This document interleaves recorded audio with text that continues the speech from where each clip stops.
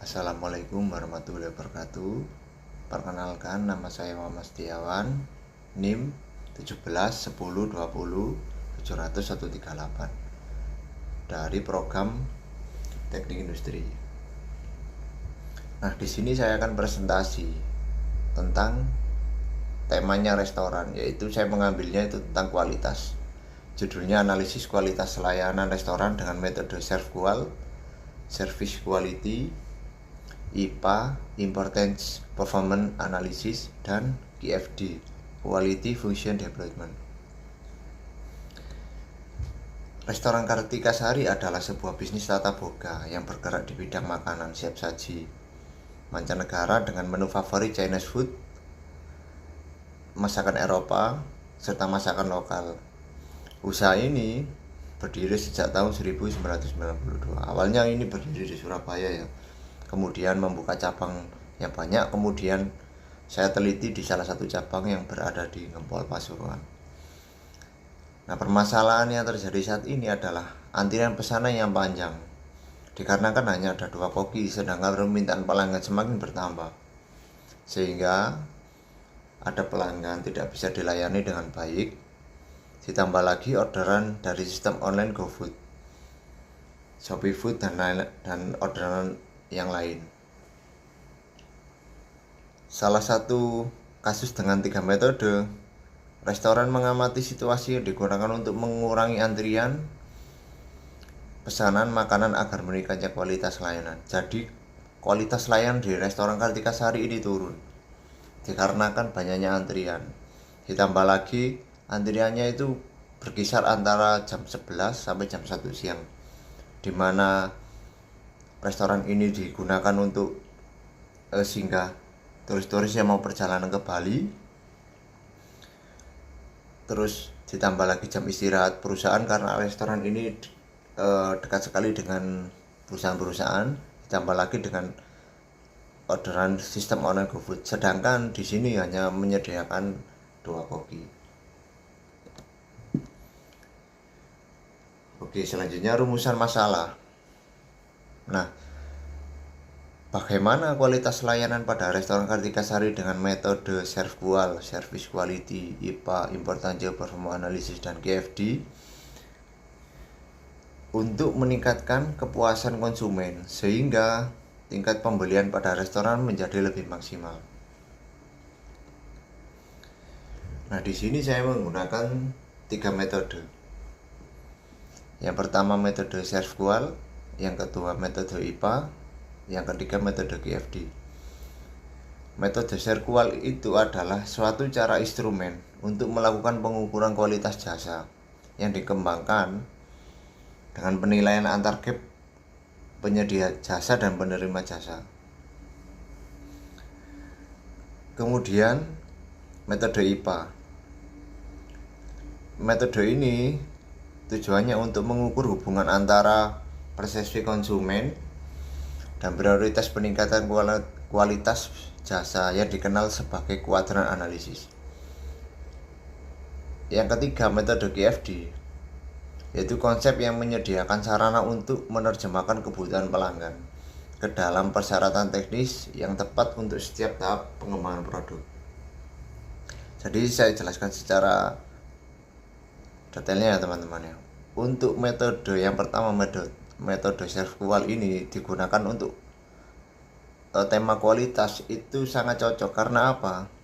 Karena yang diambil adalah data dari pelanggan, di mana pelanggan itu melakukan penilaian terhadap kinerja restoran. Dan di sana terjadi beberapa kesenjangan, yaitu antara penyedia jasa dan pelanggan. Nah, untuk metode IPA itu kita analisis dengan peta kuadran, di mana peta kuadran itu terdapat 4 bagian. Bagian kuadran 1, 2, 3, dan 4.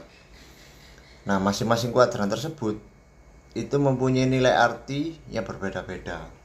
Jadi nanti gap dari metode ServQual akan kelihatan di metode IPA, di mana prioritas utama yang paling penting yang harus diperbaiki.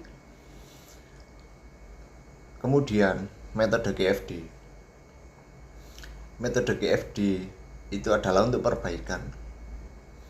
Jadi kualitas layanan yang buruk kita beri alternatif dengan metode GFD dengan rumah Haugi.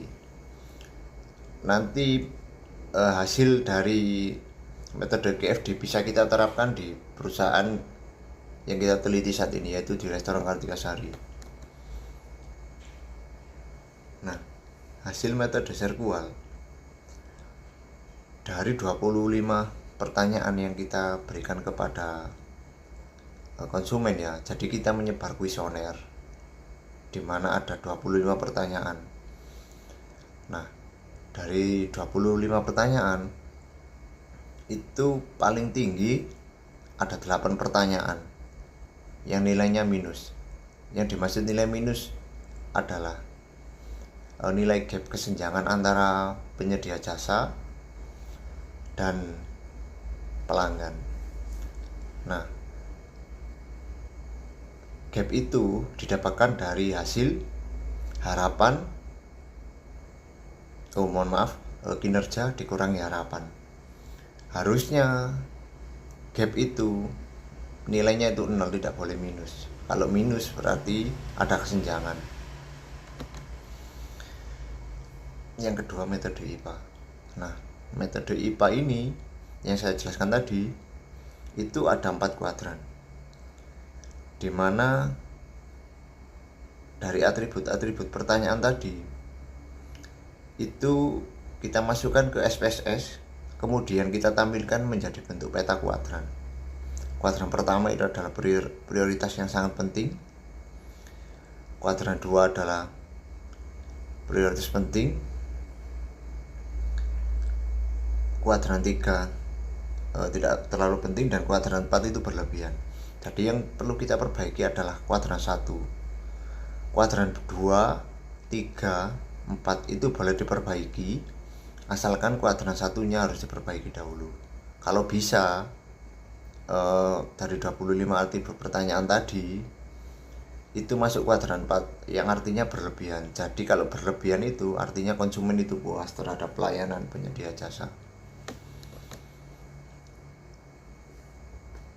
Nah, selanjutnya itu metode GFD, yaitu metode GFD adalah alternatif di mana kita memberikan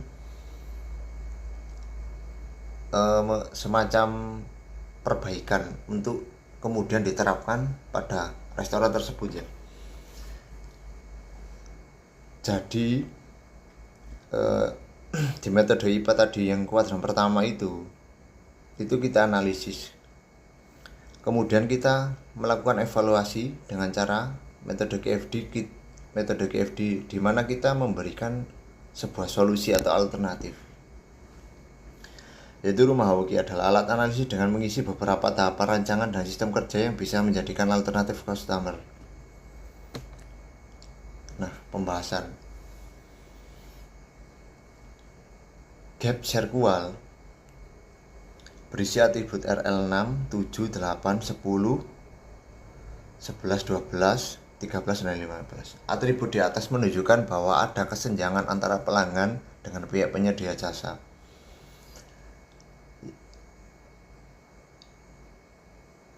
Sedangkan pelayanan yang prima adalah bentuk cara untuk mengurangi gap, walaupun tidak bisa 100% menghilangkan gap, tapi itu mampu mengurangi nilai gap, yaitu dengan cara kita memberikan pelayanan yang prima atau pelayanan yang baik ya. Nah, adapun pelayanan prima itu meliputi pengembangan kemampuan karyawan, menjaga kualitas, menjaga kebersihan, menumbuhkan rasa aman dan nyaman, pemilihan bahan baku untuk memasak, menumbuhkan rasa empati, serta penataan area fasilitas yang bagus. Nah, itu adalah salah satu pelayanan prima. Kemudian atribut yang ada di metode IPA itu bisa kita lihat ya, ada RL6 sampai dengan RL15, sedangkan kuadran 3 RL9, 14, AS20 dan EM25. Kuadran 1 ada prioritas utama dan kuadran 3 ada prioritas rendah.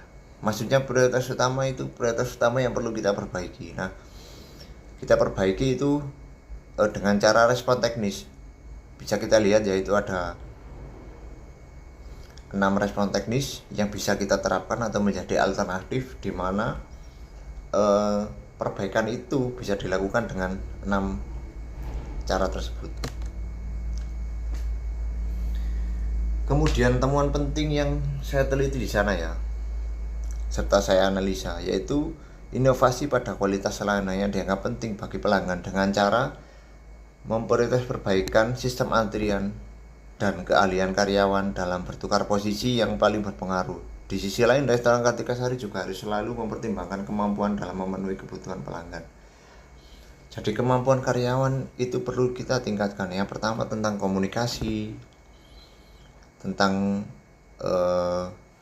berpenampilan yang bagus, tentang kebersihan. Kalau kemampuan karyawannya meningkat, pasti kualitas layanan juga baik. Kemudian